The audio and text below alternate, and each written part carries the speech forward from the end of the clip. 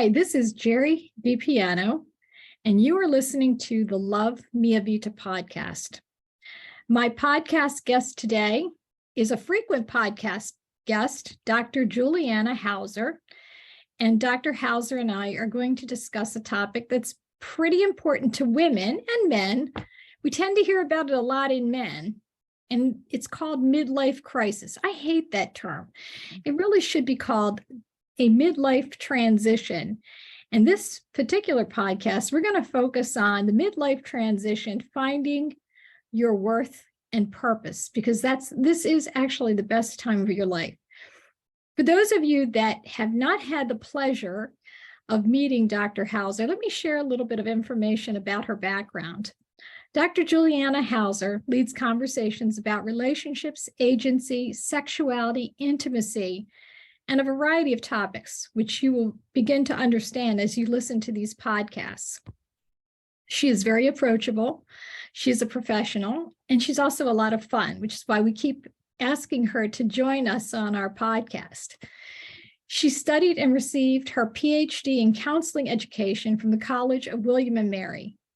She is considered a thought leader and sexpert, diving deep into the hard-to-have conversations that we all need to be having. So these are really tough conversations, and Juliana is very comfortable explaining the how-tos, the whys, and the wherefores of some of these difficult conversations.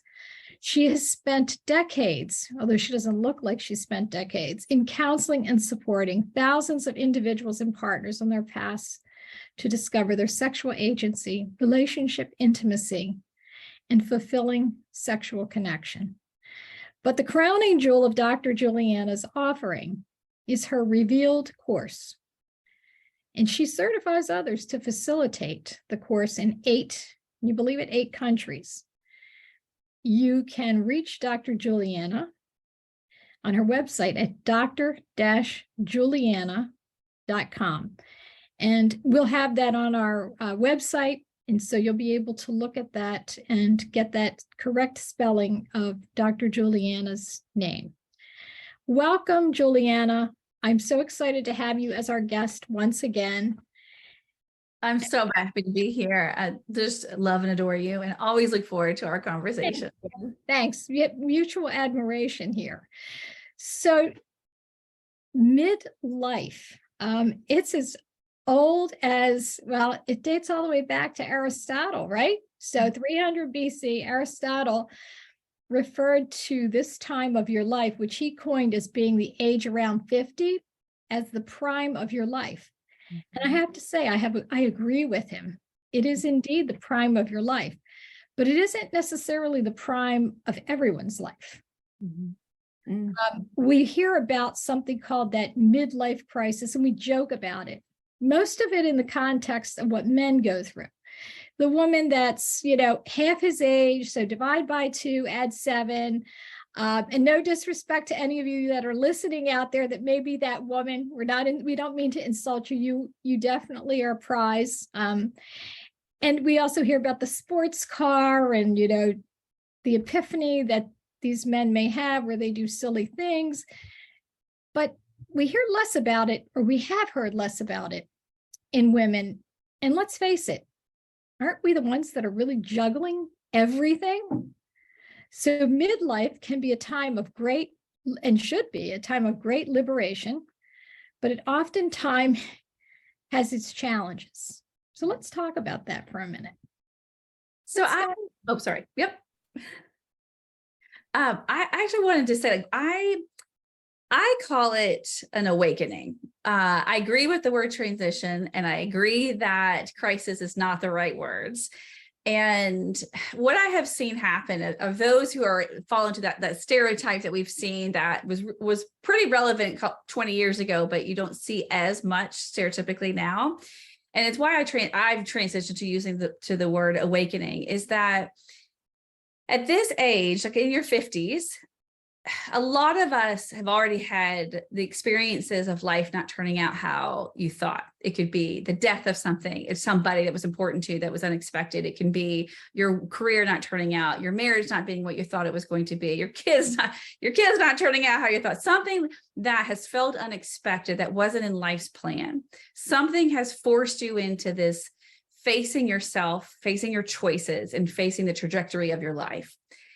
It's also a time period that you have to face, you have chosen some paths that have closed other paths. And those consequences of the path closing are coming to bear. Some of those are welcomed, some of those are not. And that process is not gendered. It happens to almost everybody.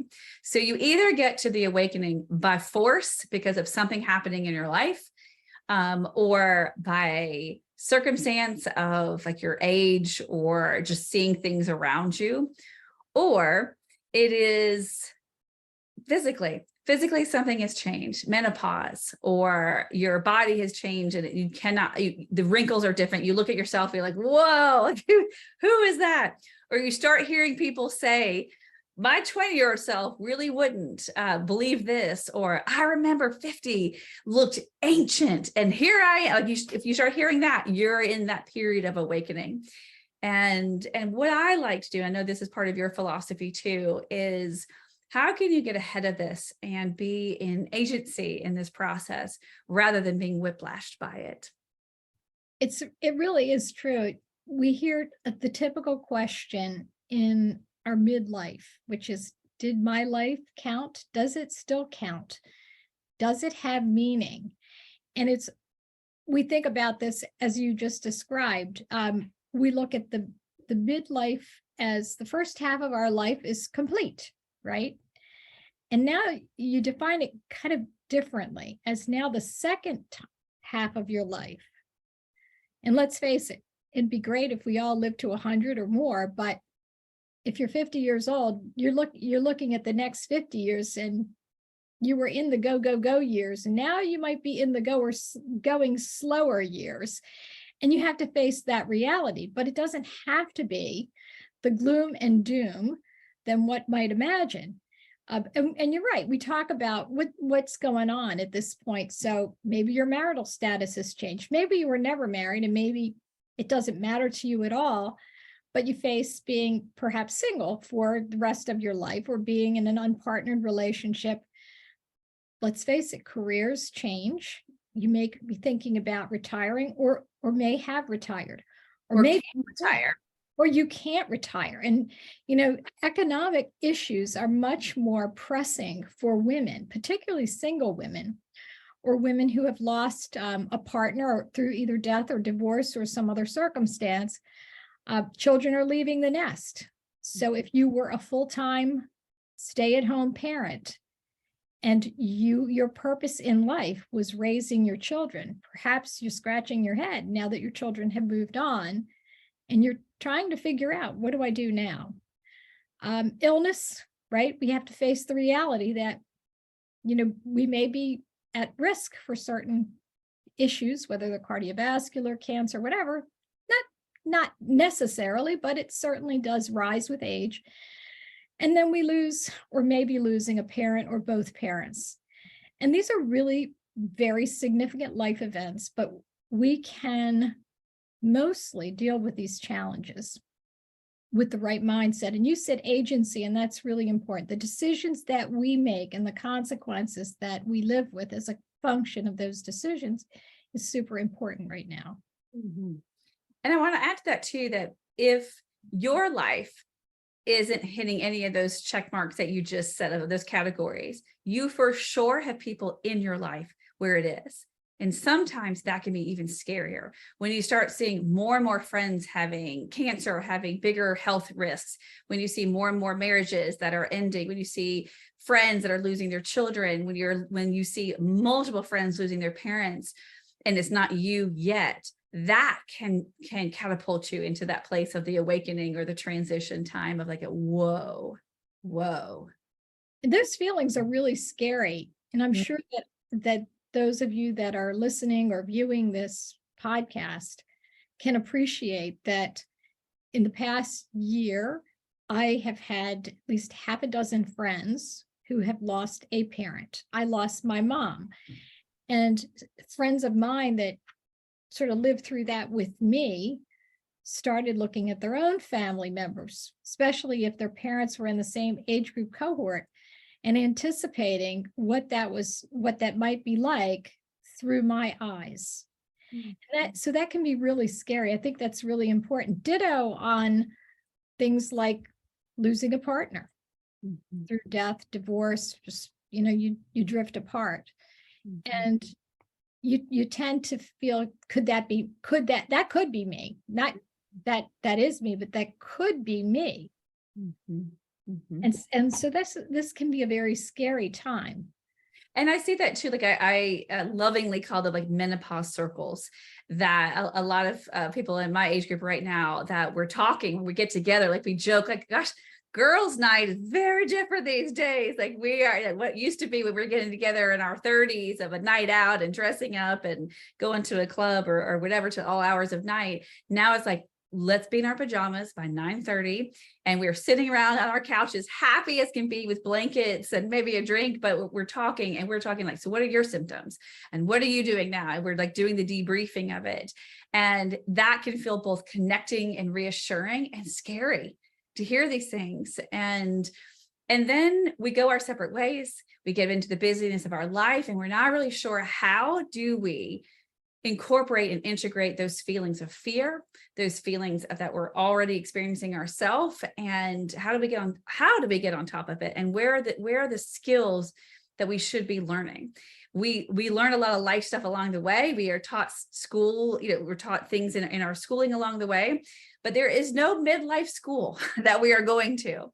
And I know we're going to talk in a future time about something that I believe in, which is aging mentorship.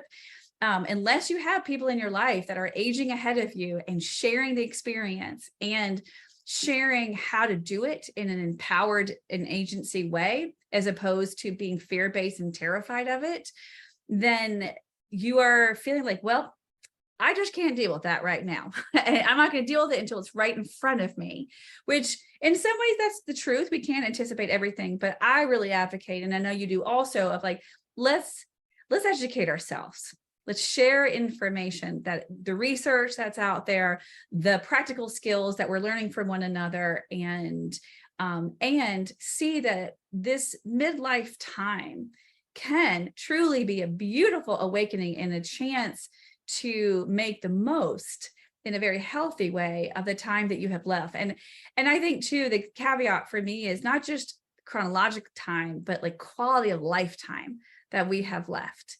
That we never really know how much time are we going to have our health, are we going to have time with each other. Making the most of that is a good thing, as opposed to a really terrifying part of life. It's interesting that you say that, because I do have friends that have end-stage cancer, and I've been associated with the Living Beyond Breast Cancer organization. I've had the privilege of meeting women who are surviving with breast cancer. And a number of them have had stage 4 breast cancer. And they talk about quality of life, not how much time, but how much quality. So it's about how you live versus how much time there is to live. Because let's face it, if your life is pretty bad, it's, that you want to squeeze every drop out of that lemon, which is a phrase my mom used to use. I'm going to squeeze every drop out of that lemon. So whatever lemons life handed her, she was going to do the best that she could and make lemonade with it. And I think that's really a quality of life conversation. When we look at this phase of our life, we can sort of bucket these into the physiological changes, which we kind of talked about, the affective changes, the psychological, and the social. And I know you're going to touch on all of these. Physiological, it's pretty obvious. I mean, let's face it. I wish I had my 20-something-year-old body, but some of the changes aren't all that bad. I always joke, finally got boobs, Um, yeah, Thinking about boobs, my daughter called the other day, said something about my floppies. And I was like, what? And it was the funny, now I can't let it go. And it's so funny that she started seeing my breasts as floppies. yeah. Okay, well, I'm going to model good aging on this and identify this and embrace the floppies. And I've told some of my friends, and we all sign off, love and floppies. Yeah, And absolutely. There is something to be said about that. So the redistribution of fat wasn't all bad. Let's face it, for most of us, we do see our bodies changing, and we have to deal with that. Our metabolism may be altered. We may not be getting the best rest, because sleep is often a symptom of menopause. And if you're in your 50s, median age is 52, but if you're in your late 40s, early 50s, you might have these symptoms, sleep disturbances, the hot flashes, and so forth. So those are all the physiological issues that we as women are facing in terms of challenges. There are things that can be done. We're not going to talk about them right now because we're really focusing on something different, which is more attuned to what we can do to embrace this and awaken. And then we have affective, and I'll leave that to you, the affective, the psychological, and the social, because I think that's really the crux of what we're talking about here. Mm-hmm. I want to back up just a little bit to our bodies and really kind of give a plug for, we need to be careful in our age now about how we are talking about our bodies with each other too. And there's a lot of push about doing that for our daughters and when we're younger, but we have forgotten that in our 50s years on up, that it's really critical too how we feel about it, and that we're not also just pushing that you have to accept your body, you have to love your body. I think there's just so much pressure to do that, and not a lot of skill of, well, how do I love my body? And one of the things that I found to be some of the most potent in that endeavor is to find body compassion, to really have compassion for your body, and to look at the places in your body that has served you, and the scars, the different roles, the places that your body has supported you, and to not feel like you have to love every change that your body has made. You don't have to. And it's interesting how some people have different, like for me, one of the biggest missing pieces of body is people talking about your hair. That was never spoken about to me, that in your aging that you can lose hair. Some people have just the thick mane of hair still in their 50s, and others like me, like I'm losing it in handfuls. And I didn't know that. And I had prepared myself for all this body compassion and all the changes and scars. I did not prepare myself for losing my hair, and the vanity and the horror of feeling that. And I didn't know how to make it better. So letting yourself have some room for that. I've certainly changed in my view of hair and recalibrated myself in that experience. And I talk about it as much as possible so that if anyone else goes through that, they know to anticipate it too. And I'm really careful with my confidants of, how do we support each other? And so when someone is not happy about their body in my group, we don't automatically discount that. We just like, yep, I hear ya, I get it. Or we do the Me Too, but we also make sure that we don't get contagious in it, and that it doesn't become like this body shame fest in it. And so body compassion, and looking at what has your body done to help you get to this place, and having appreciation for it. As well as just not making yourself be toxically positive about everything. So kind of moving into the affect and the psychological and social aspect of this, especially when we're talking about like female identified folk, that you'll hear like it'll be phrasing different ways, but like the no F's given, or the I'm learning my boundaries, those kinds of things. There's even some studies that are saying that they think there's a hormonal aspect to not caring as much about what people think about you. We'll see what we think about the efficacy of that study, but I like the idea that there's some kind of biological stance that's happening along the way too, not just social. But this movement, that everyone has a different pacing of it, But when you get to this place of, I am exhausted from people pleasing, I am not served any longer by putting so much energy towards what other people think of me, it's a potent place. And so I really recommend stepping into that and understanding it, and not going to the place of, I don't care at all, and who cares, there's no consequences to my behavior. But I do think it's really important to say, I am rebalancing where I'm putting emotional energy, and I'm redistributing where I am putting my thought process, my resiliency, and my emotional intimacy with people. I think that's really important to do. And I think too, and some of that is, especially for women, because we're so connected based, that allowing yourself to have relationships change and end and close and complete, and not feeling guilt in that. Allowing if you are in a committed romantic or sexual relationship, allowing that to have ebbs and flows. And one of my favorite things, like I think is like one of my superpowers, is when I work with couples. I absolutely love working with couples at this age with the intent of, let's just decide what you want your relationship to be at this point. Let's take all the rules out the window and let's start from scratch of like, what do you want? What do you need? What works for you? Not anybody else, not with society, not your parents, not other people in your peer group, but what do you two need as a couple? Start looking at a lot of those places in your life in that way. And that process, and that's what I talk about so much of, and you said it earlier, is agency. It's really like having self-autonomy. It's really talking about making purposeful and intentional choices.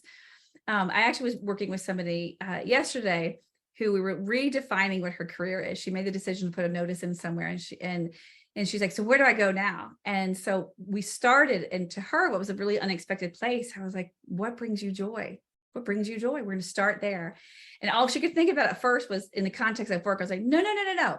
Let's just talk about what flower brings you joy. What music brings you joy? What is it? We will find things within this that you will get to create and move to this place of positioning yourself. And I know some of this is a privileged place. Some of this, if you get to choose, not all of us get to have those kind of choices, but if you do, there's places where you can find it, either globally or in smaller ways, and focus on that.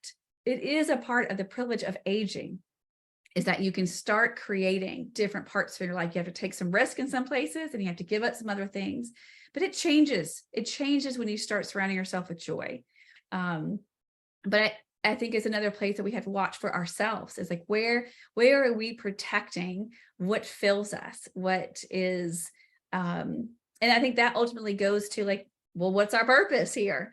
What is our purpose? What is the point of all of this? And you getting to answer that to whatever extent that you can. To me, part of that answer is finding joy and bringing joy to other people. And it's time to start making sure your life follows that at this point. And hopefully that you are living a life, or will soon be living a life, where you get to make choices.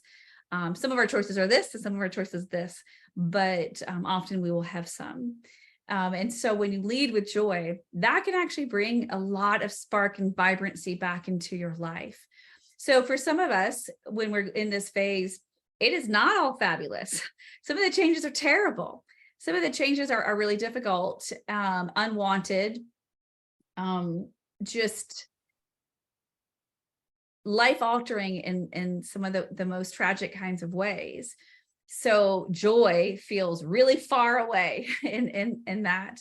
And if that's the case, if life hasn't turned out how you thought it would, I think the answer to that too is you grieve it, you acknowledge it, and then you look for, so where can I put my foot on a different path that can serve where I'm hoping to go to, where I'm wanting to go to.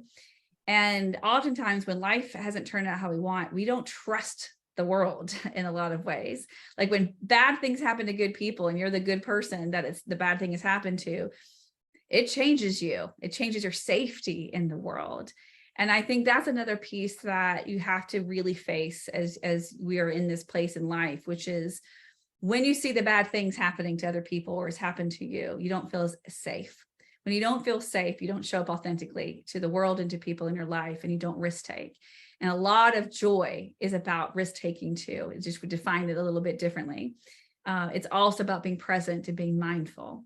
And when you live a very busy life, or you're coming off of that season, like a lot of people are hitting their 50s. If they've had their kids in their 20s and early 30s, your 50s are when you've just graduated them. And it's been go, go, go, and putting everything about their senior years and all of that. And so what do you do with all this time? What do you do with this redefining of your roles? And to me, I think you grieve what it was, what you thought it was going to be. And then you make hope sacred, and you make curiosity a huge, it's like the GPS of where you're going. Let it be the GPS and the vibe of how you open things up. And I'll say one last thing. I think for those of us who are in our 50s and 60s after COVID, boy, we experienced a lot in this world that has been unexpected from many, many decades. And I feel we're lucky that we are in the kind of post-ish COVID era of a lot of the rules are gone. A lot of things are opening up to be creative. A lot of companies, a lot of families, a lot of relationships are like, so what do we want? And I really encourage for those of us in the awakening time period to really make the most of that. And it can be a scary question to ask if the answer is, I don't know. But you won't stay there if you get curious and you create safety for yourself so that you can risk take. So it's interesting that you say that post-COVID. There was a study that was recently published, and it looked at the different things that women. It was a study of women, and it was a study of where they were in this midlife awakening, called the midlife awakening, and where they found the biggest challenge. And it was really in finding balance. And that was largely a post-COVID awakening, because let's face it, during COVID, the disproportionate number of the responsibilities fell on the shoulders of women. Didn't matter whether you were a woman in your 30s, 40s, 50s, 60s, because let's face it, you could have young children, have a career, not have a career, but perhaps have a husband that's working at home. Now you're trying to, keep the kids quiet while the husband is working, or perhaps you have college-age children, they're not in school, they are doing their work at home. You're juggling your career, you're juggling your kids. Perhaps you have elderly parents. So the convergence of all these things, when you find time for yourself, so finding that balance, finding that joy, leading with joys, you said it earlier, it is not that easy for any of us. And I remember thinking, how am I going to find, personally, I said, how am I going to find that joy? My mom was dying. It was COVID. My daughter ended up in the ICU with COVID, and all this was happening. Still had to run a business, and I kept thinking, where is it? When is it going to stop? And finding that inner strength can sometimes be very challenging. And I keep using the word challenging because I think it's less pathological than calling it stress. But let's call it what it is. It's still stressful. It's how we not traumatic. I think that even though the word is used quite a bit these days, I think some of that is. It may be a small T rather than a big T, but it's a shock to the system. Yeah, it is.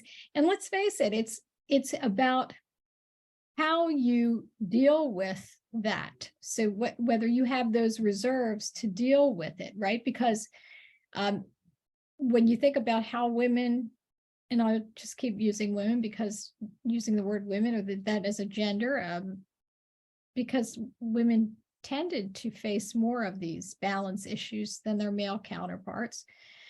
But how you deal with that, if you have stress overload, how do you get back to a point where you reach homeostasis, where things come back into balance and you can get those stress levels under control? That can be a challenge. And let's face it, impacted by socioeconomic issues. So for those that are fortunate enough to be somewhat comfortable, who are not in debt or not working 2 or 3 jobs and juggling kids and maybe supporting extended family members. That layers on a different level of stress at this particular time. I love finding joy, being mindful, living in the present, not projecting too far ahead. I mean, let's face it, we do have to plan to some degree, but sometimes it's just best to enjoy what you have right here and now and be in the moment as much as you can be in the moment. And I'll add one more thing to this. So if I was if we were to do midlife school, one of the things, and I would have added this earlier too, but if we didn't get it before, which is in a number of personality and like moral and ego development theories, there is one skill that is considered one of the highest levels, that if you have this skill, that you are highly developed and evolved. And when I heard it, I was like, nope, that is the antithesis of what I've spent my life doing. So a lot of what I thought was like an evolution and a way of being in the world is finding certainty. That if you could figure out certainty in uncertain places, then you were really doing well. And I spent lots of time doing that and could plan for every disaster and felt great when I thought I had planned for certainty or ensured certainty. But the skill that is actually considered the most evolved is the tolerance for ambiguity. And I did not like it.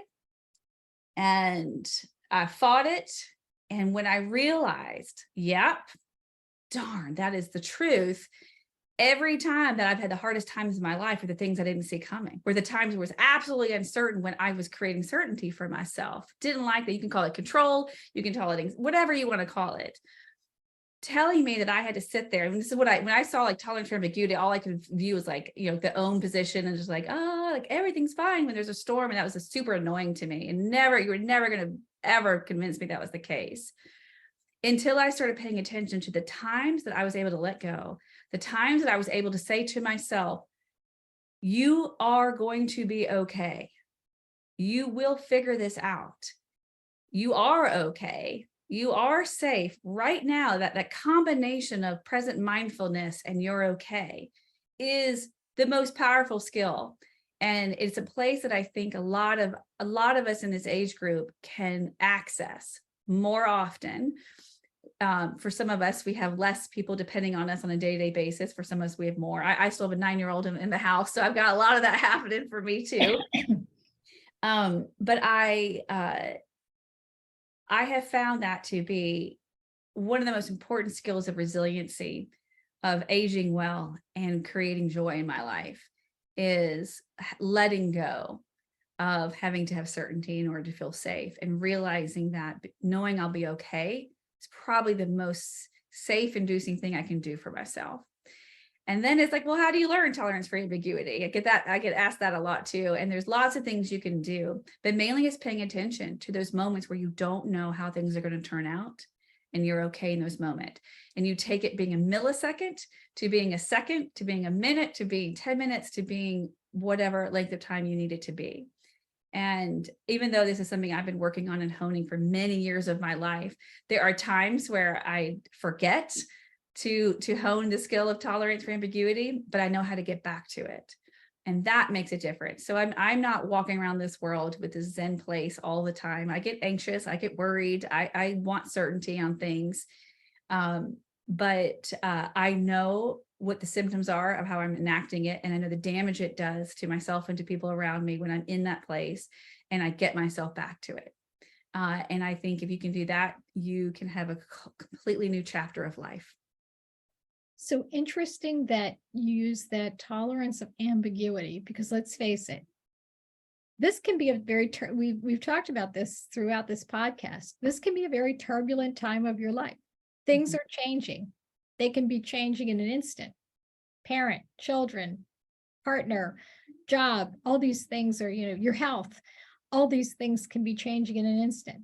How you deal with all those changes that are hitting you. It's like, you're in the ocean and the waves keep hitting you. They're not going to knock you down.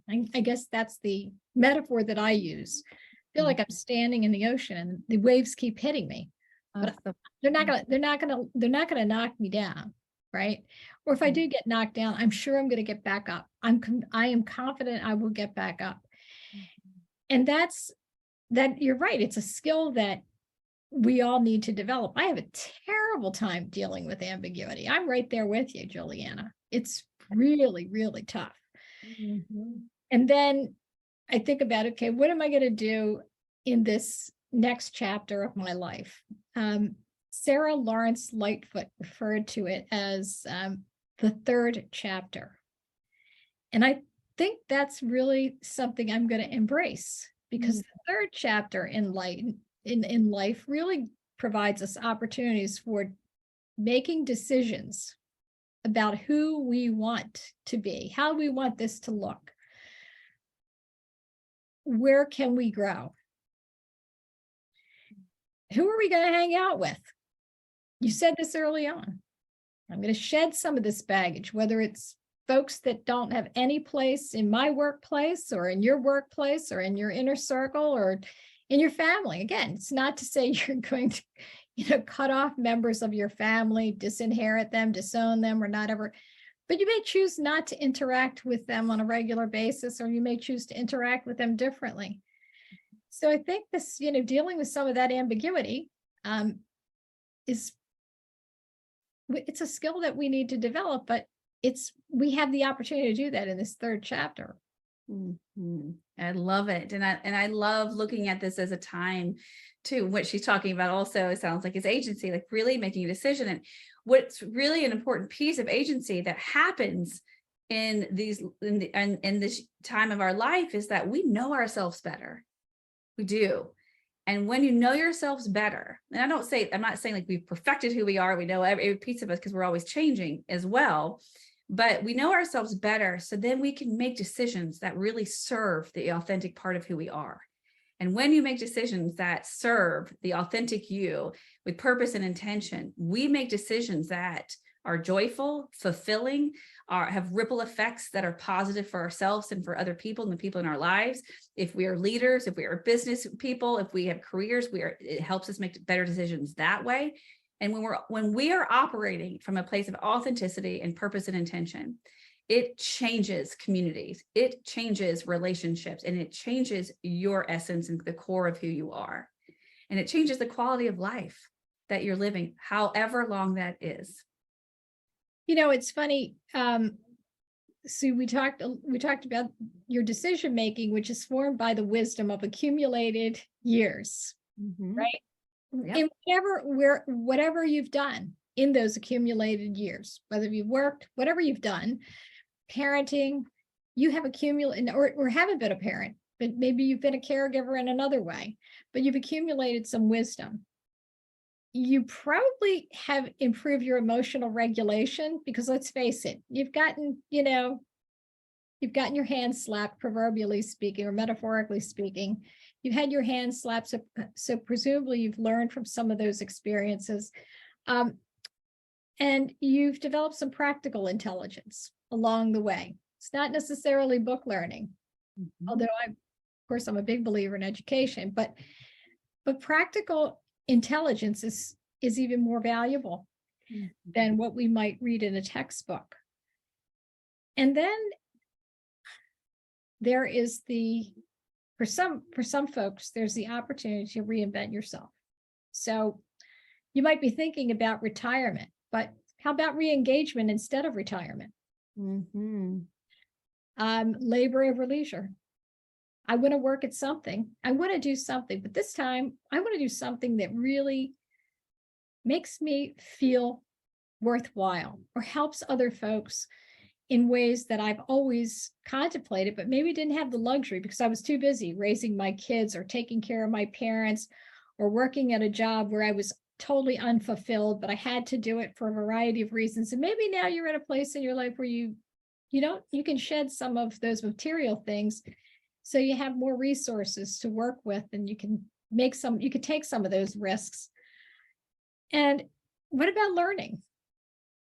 Maybe you want to do that degree that you've always hoped to do. Go back to a community college, or maybe you have to finish a 4-year degree or get your PhD, whatever that is.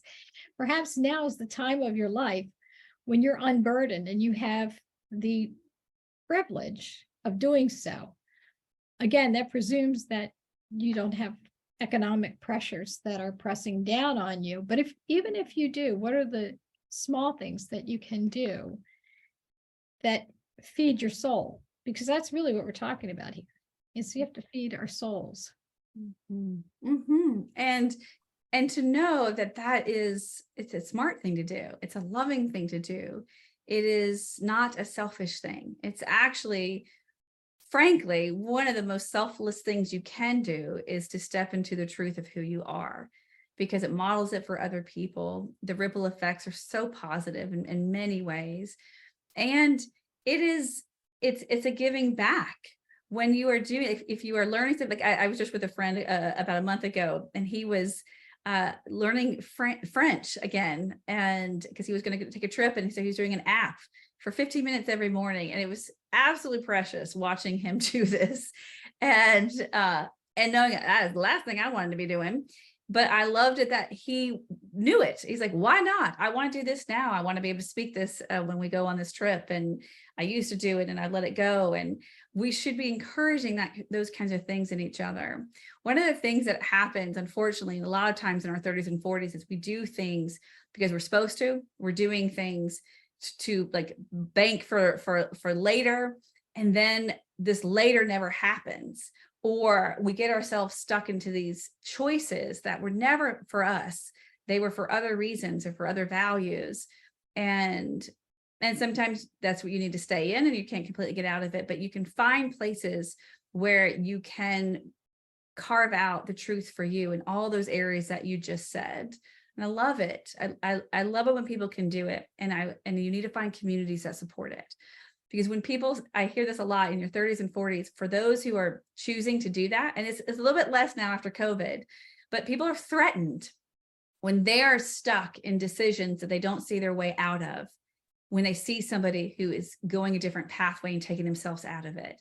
Let's not do that to each other in our 50s and 60s.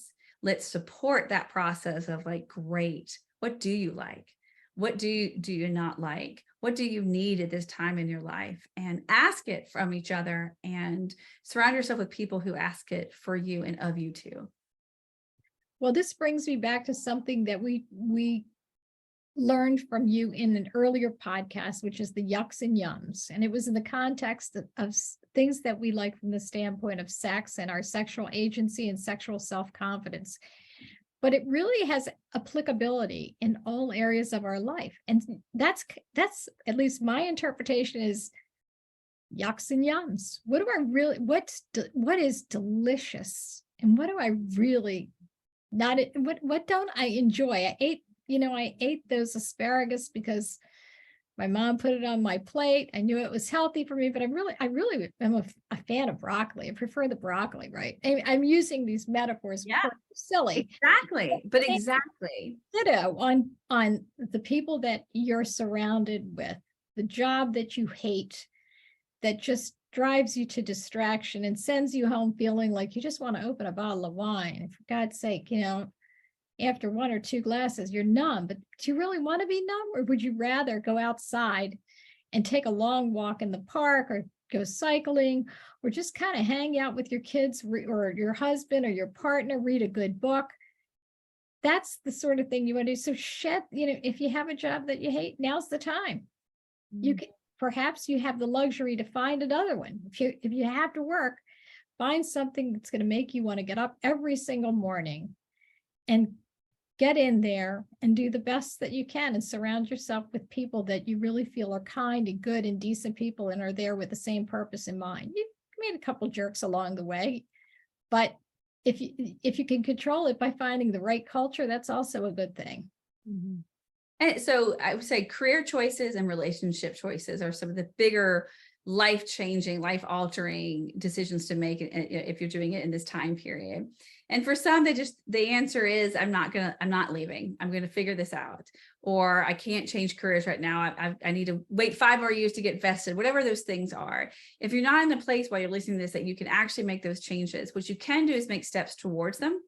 Or you could make steps towards trying to redefine what your experience is in that career, in that work, or in that relationship. Or you can find other places where you hone the skill of asking yourself, is this a yuck or is this a yum? And what am I going to do about it? Sometimes we start in, is it broccoli or asparagus? And sometimes that can be a scary question, like, I don't know. Well, then endeavor to find out and know that that's important, that it matters. What is your yuck and your yum? And sometimes we can act on that, and sometimes we can't. Sometimes we can make big changes, and we should, and sometimes we can't. And other times it is an accumulation of changes of yums in our life that can balance maybe a big decision that we can't change. Sometimes it's the big decision, and then we let all the other things kind of fall into place in it as well. And the biggest thing that you put in this is you have to know the truth. You have to really answer this honestly. Be honest. Don't say the popular, wonderful, should, this is how it's always been answered. And if you don't know the truth, then wait until you do. Ask yourselves more questions, get to know yourself more about this, and lean into the ambiguity of it. When you make big changes, or even the small ones, you don't really know what's going to happen, and have fun in the journey of that instead of being terrified of finding out the answers.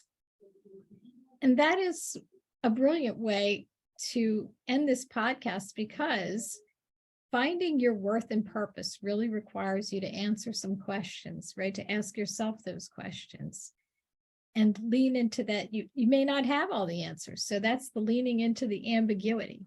Mm-hmm.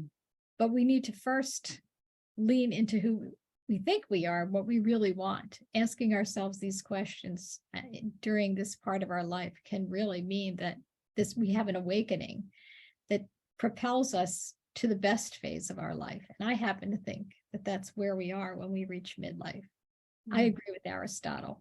It's the prime of your life. Me too. Juliana, it's always a pleasure. And I hope for our listeners, they've enjoyed this conversation. We shared some personal observations. I'm a little too personal, but that's okay. That's why we do the Love Mia Vita podcast. One of the things I love about Dr. Juliana is she is authentic. And as all of us who are at this phase of our life, authenticity is so important. So we hope that you, our listeners, have enjoyed this as much as we have. We always have a great time with our conversations together, but we hope our listeners have enjoyed it even more so, if that's possible. And stay tuned for more episodes with Dr. Juliana, who is going to be a regular podcast guest and will co-host podcasts with me in the future. So stay tuned, check us out, and remember to love Mia Vita. This is Jerry DiPiano with Dr. Juliana Hauser, drjuliana.com website. Be well, Juliana. Thanks. Pleasure. Thank you. Thank you.